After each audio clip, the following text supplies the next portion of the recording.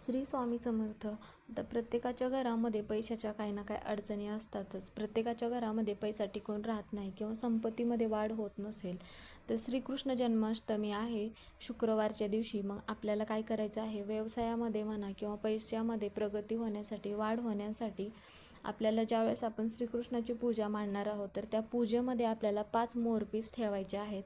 आणि त्यानंतर दुसऱ्या दिवसापासून तिथून पुढे 21 दिवस आपल्याला हे जे 5 मोरपीस आहेत तर ते देवघरामध्ये ठेवायचे आहेत. आणि दररोज त्या मोरपिसांची आपल्याला 21 दिवस पूजा करायची आहे. 21 दिवस पूर्ण झाल्यानंतर मग ते जे 5 मोरपीस आहेत तर आपल्याला मग जिथे आपण घरातील पैसे ठेवतो किंवा मग एखादा व्यवसाय आहे तर तिथे मग तुम्ही व्यवसायाचे तिथे गल्ल्यामध्ये ठेवायला देऊ शकता किंवा मग तुम्ही घरामध्ये तिजोरीत ठेवू शकता.